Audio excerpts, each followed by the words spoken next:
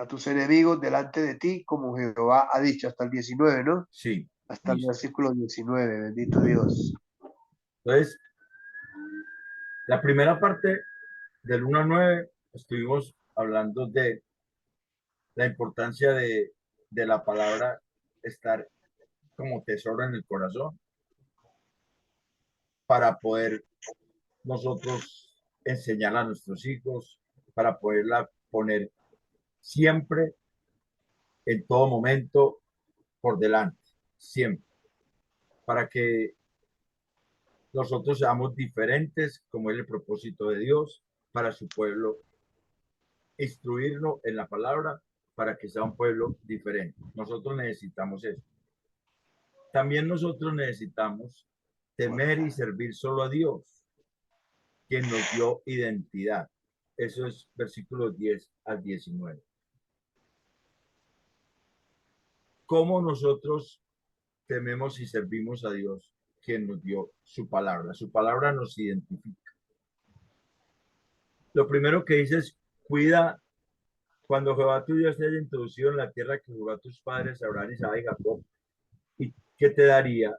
En ciudades grandes y buenas que tú no edificaste y casas llenas de todo bien, que tú no llenaste y cisternas cavadas que tú no cavaste, viñas y olivares que no plantaste, y luego que comas y te sacies, cuídate de no olvidarte de Jehová que te sacó de tierra de Egipto, de casa de servidumbre. Lo primero es cuidando de no olvidarnos de Dios cuando estemos cómodos con lo que Él nos da. Es muy fácil acordarse de Dios cuando se está en problemas, cuando se tiene necesidades, cuando se tiene enfermedad, cuando se tienen peligros, cuando se corren amenazas y cosas de esas. Pero cuando estemos cómodos con lo que Él nos da, tenemos que tener cuidado de no olvidarnos de Él,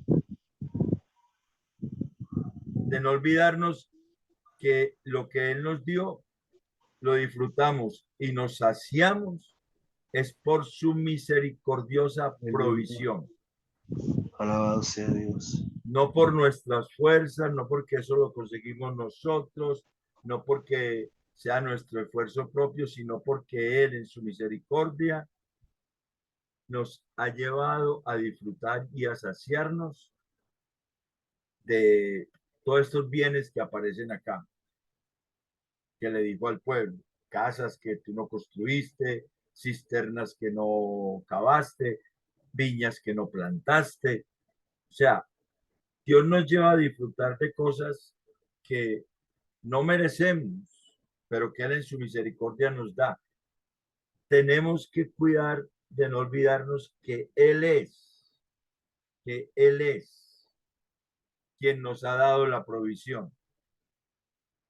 Primeramente, ese es en el temor de Dios. Saber que lo que nosotros tenemos es por Él. Y que cuando estemos muy cómodos, no digamos como el rico insensato que dijo, descansa alma mía porque voy a construir graneros más grandes y voy a meter ahí todo lo que tengo y ya puedes descansar. Sino saber que lo que Él nos da es por su misericordia y es también para que nosotros a través de su misericordia y de su provisión podamos expresar esa misericordia hacia otros.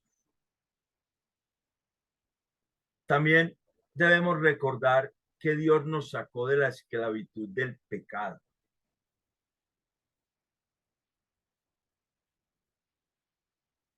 No andaréis en poses de dioses ajenos, de los dioses de los pueblos que están en vuestros contornos. Cuídate de no olvidarte, versículo 12, cuídate de no olvidarte de Jehová que te sacó de tierra de Egipto, de casa de servidumbre. Nosotros debemos recordar que Dios nos sacó de la esclavitud del pecado. Eso es una razón para temerle y servirle, porque éramos esclavos de Satanás y sus demonios. El pecado que mora en nosotros nos llevaba a obedecerlo porque éramos incapaces contra sus apetitos carnales y nos esclavizaba. Y nuestras vidas estaban siempre en pos del pecado. Vivíamos siempre en pos del pecado y hacíamos lo que la corriente de este mundo nos proponía, impulsada por el príncipe de la potestad del aire. Efesios 2 del 1 al 4. Nosotros hacíamos eso. Era nuestra vida, una continua esclavitud del pecado. Recordemos que nuestro enemigo principal se llama pecado, que está en nosotros, que mora en nosotros, que es el viejo hombre, la carne, el pecado, mora en nosotros. Es un enemigo que entró en la raza humana desde la desobediencia de Adán y Eva, a través de las ideas propuestas por la serpiente. Ellos quisieron ser igual a Dios y la raza humana quedó confinada a vivir con el pecado en el corazón. Sin Cristo, ese pecado señorea de la vida. Cuando Cristo en la cruz del Calvario derrotó a las tinieblas, a Satanás y a los demonios, le quitó toda autoridad sobre la iglesia. Entonces, por la fe que el Padre puso en nosotros, en Cristo Jesús, que creyésemos en Él y en su obra, fuimos libres de esa esclavitud. Ese pecado ya no nos domina. Ese viejo hombre ya no está enseñoreado sobre nosotros, sino que el Espíritu de Dios está señoreando en nosotros por la obra de Cristo. Entonces, esa es la libertad que Cristo ganó para nosotros. Una libertad mucho mayor que la que el pueblo de Israel tuvo de la esclavitud en Egipto, porque ellos siguieron siendo esclavos del pecado, muchos de ellos, la mayoría de hecho, tanto que solo 2 de los que salieron entraron a la tierra prometida. Por eso nosotros no debemos tener ídolos, no debemos tener otras filosofías, otras ideas, otros principios gobernando nuestra vida diferente a los principios de la palabra de Dios. Por eso es que es tan importante el concepto de suficiencia e inerrancia de las escrituras. La escritura es suficiente para tratar con todos los problemas del ser humano, con todos los problemas nuestros. La escritura es suficiente. Nosotros no podemos cambiar la escritura por unos principios filosóficos o por unos principios humanistas o por unos principios que parecen muy loables. La escritura tiene que ser la carta de navegación para nosotros, porque Dios nos sacó de la esclavitud del pecado para que nosotros nos debamos a Él. Y en la primera parte, versículos de 6 del 1 al 9, Él nos mostró que la ley, la palabra de Dios fue dada para unificar al pueblo en torno a Dios y para producir amor de Dios en el pueblo, para que así, amando a Dios, su palabra esté puesta por encima de cualquier otro material, de cualquier otra teoría, de cualquier otro documento, de cualquier otra carta de navegación. Necesitamos cada vez saber que su palabra es suficiente para nosotros, que esa palabra es verdad, que esa palabra es vida, que esa palabra tiene todas las respuestas a nuestras situaciones, problemas, a nuestras necesidades. Y la razón que da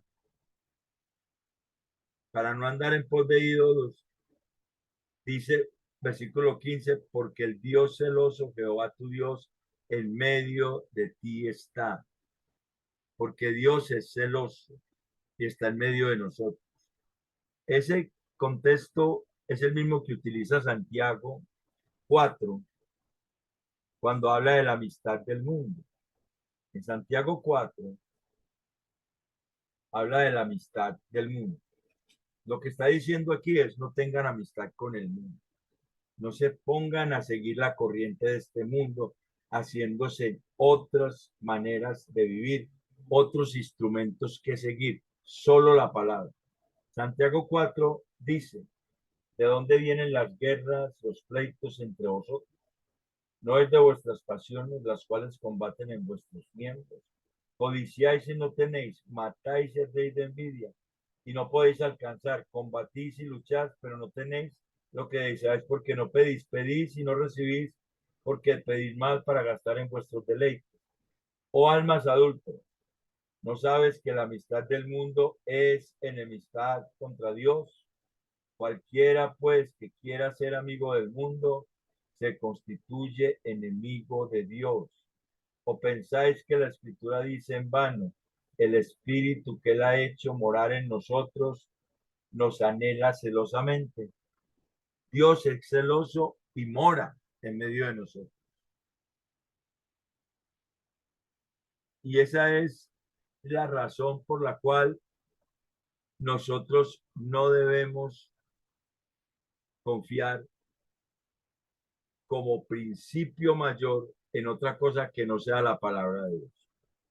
Esa es la razón principal, porque Dios es celoso y mora en medio de nosotros. Y el propósito de eso está ahí, en el versículo 15. Para que no se inflame el furor de Jehová tu Dios contra ti y te destruya de sobre la tierra.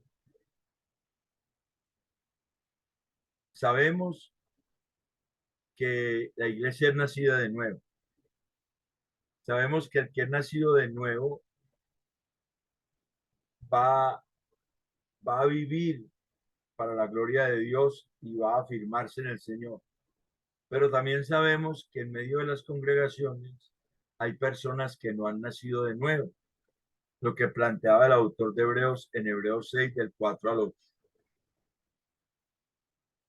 que aparentan seguir a Dios, pero que realmente cuando viene la situación difícil, se van, se ahuyentan, no quieren nada que tener con el Señor.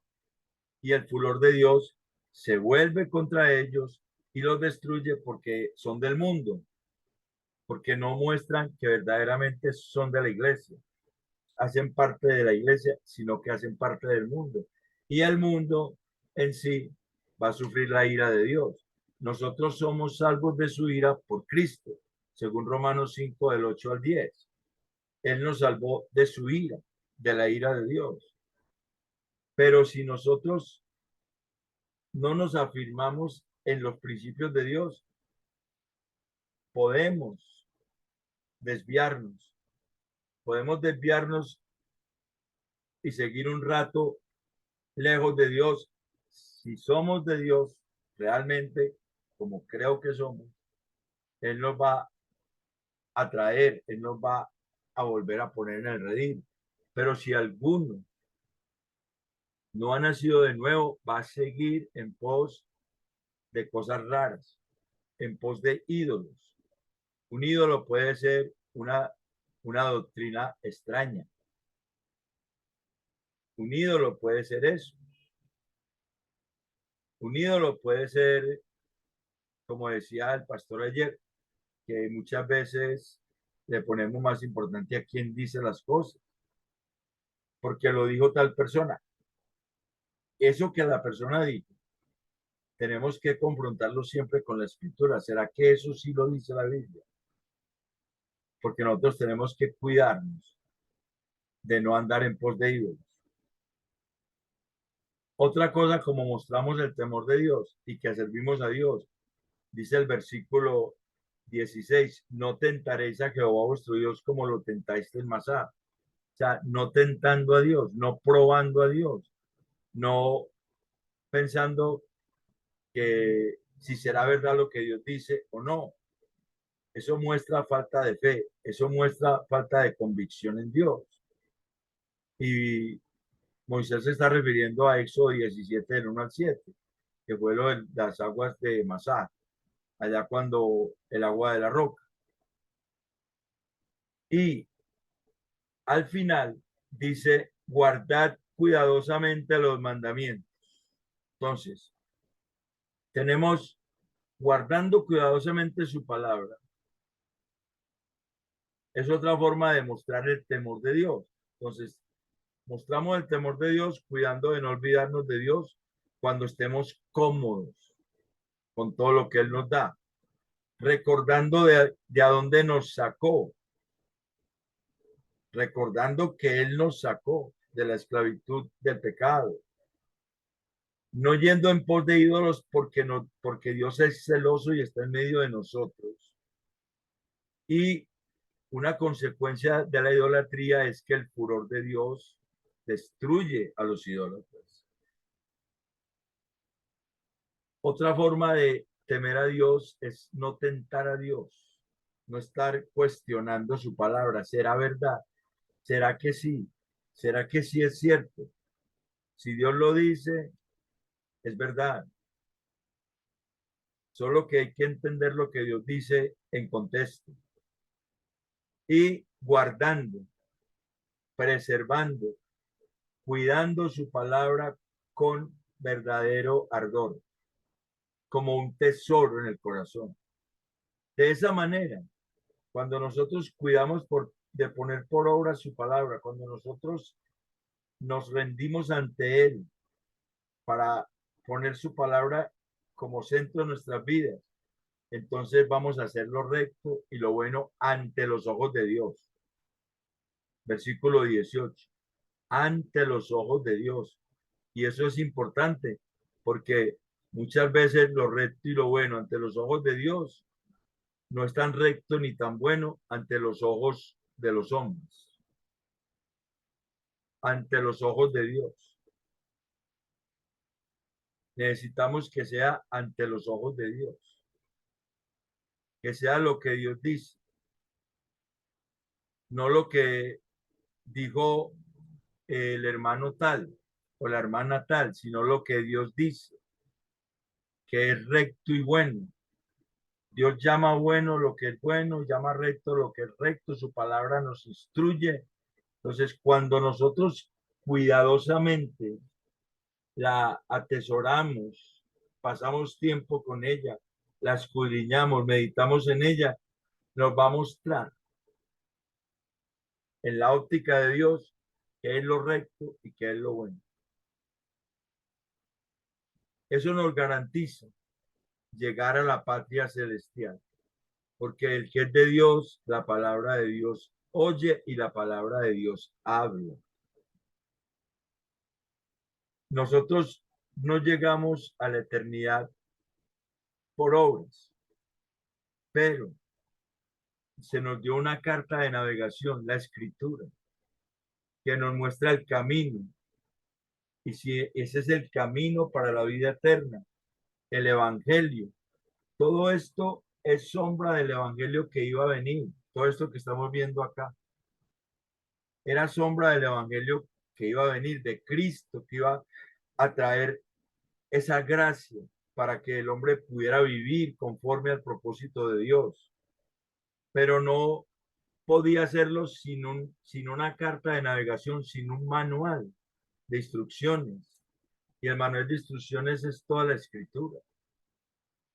Ella nos va a guiar. Es esa lámpara que nos guía, porque el Espíritu Santo está en nosotros para llevarnos a entenderla, para llevarnos a perseverar en lo que Dios dice que es bueno y lo que Dios dice que es recto. Y para que la victoria de la cruz se perfeccione en nosotros. Para que Él arroje a tus enemigos de delante de ti, como Jehová ha dicho. Para que la victoria de Jesús en la cruz se perfeccione en nosotros. para que cada vez haya menos influencia del pecado en nuestras vidas. Es necesario temer y servir a Dios, quien nos dio su palabra, quien nos dio identidad en él. Versículos del 10 al 19. Y los versículos del 20 al 25 es que nosotros debemos mostrar a nuestros hijos la identidad de Dios. O sea, nosotros no solamente tenemos que hablarle a nuestros hijos de lo que es la palabra de Dios, sino que también tenemos que contarle a ellos cómo Dios nos dio una identidad a nosotros. Identidad reflejada en su poder para librarnos de la esclavitud. Mire lo que dice el versículo 20. Mañana cuando te preguntare tu hijo, diciendo, ¿qué significan los testimonios y estatutos y decretos que Jehová nuestro Dios nos mandó? Entonces dirás a tu hijo, nosotros éramos siervos de Faraón en Egipto y Jehová nos sacó de Egipto con mano poderosa. La identidad reflejada en su poder para librarnos de esclavitud. Cuando nuestros hijos nos preguntan la razón de obedecer a Dios, debemos referirle cómo Él nos libró de las fauces de Satanás, con su mano poderosa, con señales y milagros grandes y terribles. La obra de la cruz en nosotros, nuestro testimonio. Debemos enfatizar a nuestros hijos el testimonio de lo que Cristo hizo con nosotros. Debemos recordarles, debemos contarles eso. También la identidad de Dios reflejada en su fidelidad para cumplir sus promesas. Dice el versículo 23, y nos sacó de allá para traernos y darnos la tierra que juró a nuestros padres. La fidelidad de Dios para cumplir sus promesas. Debemos referir a nuestros hijos como Dios no solo nos libró, sino también nos dio una nueva vida. Segunda a los Corintios 5:17. De manera que si alguno está en Cristo, nueva criatura es. Lo que Cristo hizo en nosotros, en cada uno de nosotros, tiene que saberlo nuestros hijos, así nosotros hayamos sido la porquería más grande que haya existido, porque eso va a mostrarles a ellos que nosotros no somos perfectos, que nosotros no somos sin errores, que nosotros vivíamos unas vidas lejos de Dios, pero Dios intervino en nuestra historia y nos transformó. Porque su palabra es verdad, porque sus promesas se cumplen, porque Él es fiel. La fidelidad reflejada para cumplir sus promesas, la identidad reflejada en su fidelidad, la identidad reflejada en su palabra. Y nos mandó Jehová que cumpliéramos todos estos estatutos y que temamos a Jehová nuestro Dios para que nos vaya bien todos los días y para que nos conserve la vida como hasta hoy. La fidelidad reflejada, la identidad reflejada en su palabra. Debemos decirle a nuestros hijos que Dios en Cristo les llama a temerle a Él en amor. Debemos decirle a nuestros hijos que Dios los llama en Cristo para que sean temerosos de Él, para que le amen, para que les vaya bien toda la vida y para preservación de la vida. Dice, para que nos vaya bien y para que nos conserve la vida, para preservación de la verdadera vida. Que Dios los llama a ellos, así como a nosotros, para que ellos sean temerosos de Dios y le amen y para que les vaya bien y para que preserven la vida verdadera, la cual Él les ofrece. Y también la identidad de Dios reflejada en su justicia. Y tendremos justicia cuando cuidemos de poner por obra estos mandamientos delante de Jehová nuestro Dios, como Él nos ha mandado. Nosotros tenemos justicia por gracia en Cristo Jesús. La identidad reflejada en su justicia. nosotros hemos sido declarados justos por gracia en Cristo Jesús y debemos vivir como justificados, porque Cristo Jesús cumplió la ley dada a Israel. Cumplió la ley dada a Israel. Él fue el que la cumplió. Por eso Él nos ha justificado y nos ha dado su justicia, porque Él puso su vida a nuestro favor al cumplir la ley. Y Él hizo que su justicia nos fuera trasladada a nosotros por medio de la fe. Y fuimos declarados justos por Él. Delante de Dios, Él la cumplió. Delante de Dios, como Dios le mandó. Dios le mandó cumplir la ley. Al pueblo de Israel le mandó cumplir la ley. A Cristo también. Por eso Cristo es el hijo obediente. Israel es el hijo desobediente. En Mateo 5:17 dice, no penséis que he venido para abrogar la ley o los profetas. No he venido para abrogar, sino para cumplir. Entonces, nosotros tenemos que entender que la palabra de Dios debe producir temor de Dios en nosotros. Y eso se va a ver cuando le enseñemos la palabra a nuestros hijos. Se la podemos enseñar si, solamente si consideramos que Dios es único y que su palabra ha sido dada para que le amemos. Y entonces amamos su palabra, la ponemos por encima de todas las cosas y así la podemos proyectar a ellos. Y la podemos proyectar y podemos reflejarla aún fuera del hogar, porque las personas van a ver que es un hogar diferente. Lo segundo, debemos temer y servir a Dios, solo a Dios, quien nos dio la identidad, cuidando de no olvidarnos de Dios cuando estemos cómodos, recordarnos que Él nos sacó de la esclavitud del pecado, no teniendo ídolos, no tentando a Dios y guardando cuidadosamente su palabra. Y lo tercero, debemos mostrar a nuestros hijos esa identidad de Dios. Debemos mostrar a nuestros hijos esa identidad de Dios. Identidad reflejada en el poder para librarnos de la esclavitud. Debemos contar a nuestros hijos lo que Dios hizo y cómo nos llevó a una vida nueva. Identidad reflejada en cumplir sus promesas. Identidad reflejada en su palabra, que Él los está llamando también para que le teman en amor, porque los ama. Y la identidad reflejada en su justicia, que fue cumplida en Cristo Jesús. Y nosotros por eso la tenemos por gracia, porque Él fue el único que cumplió la ley dada a Israel. Y la cumplió delante de Dios porque Dios le mandó cumplirla. Si no hubiese cumplido la ley, nuestra redención no se hubiese podido dar. Esos son los tres aspectos en Deuteronomio 6, del 1 al 25. Deuteronomio es un libro que se asemeja mucho a ciertos pasajes en el Nuevo Testamento. Se puede relacionar mucho con el Evangelio de Juan. Uno puede ver, por ejemplo, la perseverancia, Juan 15. Uno puede ver la unidad de Dios, Juan 17. Uno puede ver el amor al cumplir la palabra en Juan 10, en Juan 14, ¿cierto?